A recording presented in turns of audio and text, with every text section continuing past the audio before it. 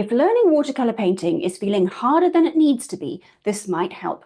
It was a simple realization that really helped me to stop focusing on the things that I couldn't quite do yet and start painting with a bit more ease and confidence.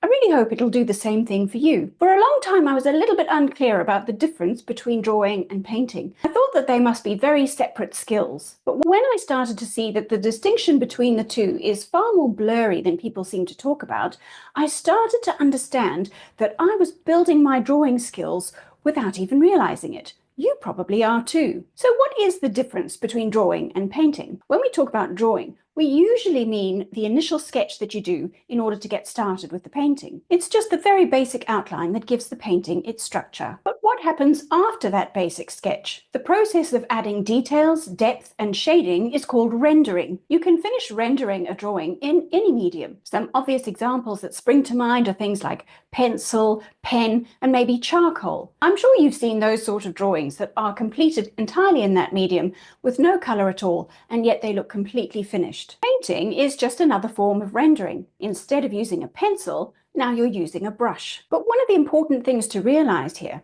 is whether you're drawing with a pen or a pencil or painting with a brush, a lot of the skills you're using are the same. The skills you use in drawing, things like observing proportions, shapes, and values, are exactly the same skills that you're going to use in painting. So really, I think that painting is just a more efficient form of drawing. When you draw with something like a pencil or a pen, you're limited to the lines and dots that pen or pencil can make. You can only use the marks your drawing tool is capable of to finish your drawing. It's very possible, of course, but quite time-consuming.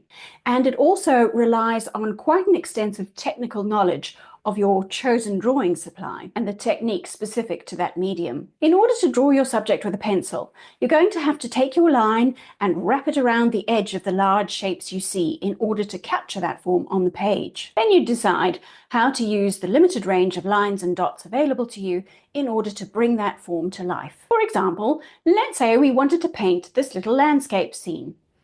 We might take out our watercolor paper and start with a very simple line drawing that captures the basic shapes and proportions that we need to get right in our painting. See what it would look like if we just finished that little drawing using a few more marks with our pencil.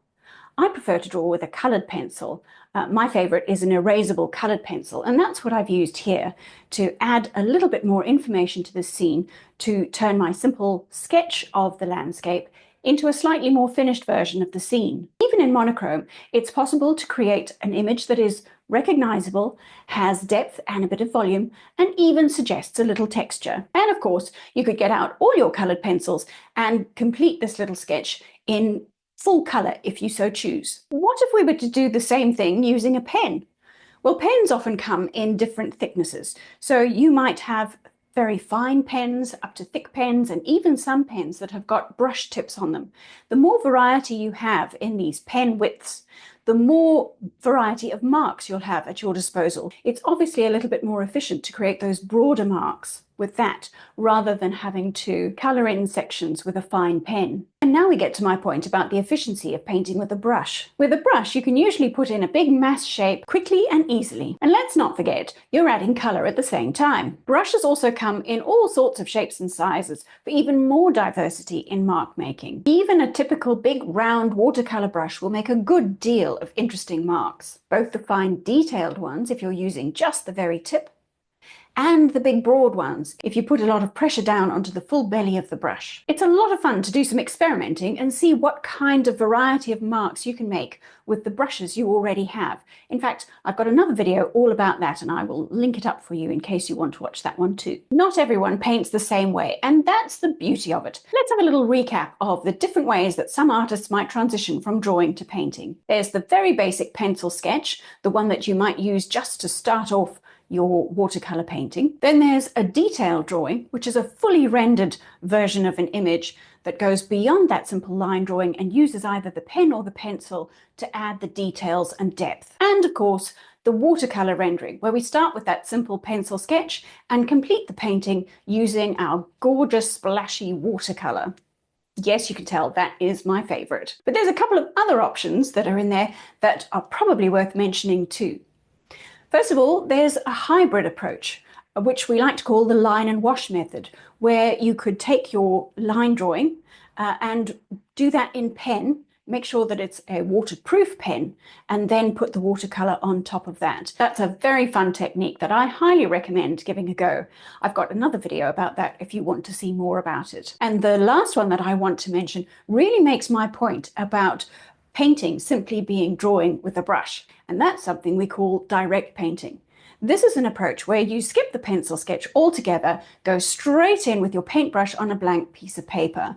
Yes, it's not for the faint of heart, but it's actually not as difficult as you might think. If you want to give this one a go, my advice is to choose your subject carefully. Pick something that is nice and simple with lots of organic shapes to it. Try and approach it without too much expectation and just enjoy the process. Remember, you don't have to show it to anyone, and you might just find that you can actually draw with a brush better than you thought you could. Some people find themselves feeling a little bit stuck because they think that they have to be good at drawing in order to be able to paint. That was certainly the case for me. And even if you've done a little bit of painting, there often comes a point where you feel that maybe your drawing skills are holding you back a little bit. I know I spent a lot of time wondering whether I should be putting painting aside and making sure I was very good at drawing before I came back to it. But I don't think you should do that. Painting is fun, and you can do it with whatever skill level you're currently at. What you don't want to do is to stop yourself from painting because of some self-imposed rule where you think you need to be good at drawing in order to start. Drawing sharpens your observation skills, and that will definitely help your painting. But painting will also build confidence in your drawing, because painting is really just another way of making marks. The more you practice both, the more natural it becomes to switch from one to the other. As you develop one skill, you naturally improve the other. So please don't let a fear of drawing hold you back from painting. You'll build your skills as you go.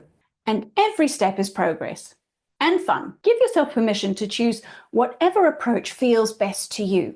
And give yourself the grace to be a beginner at whatever part of the process is most challenging to you. When kids learn to ride bikes, we happily give them training wheels.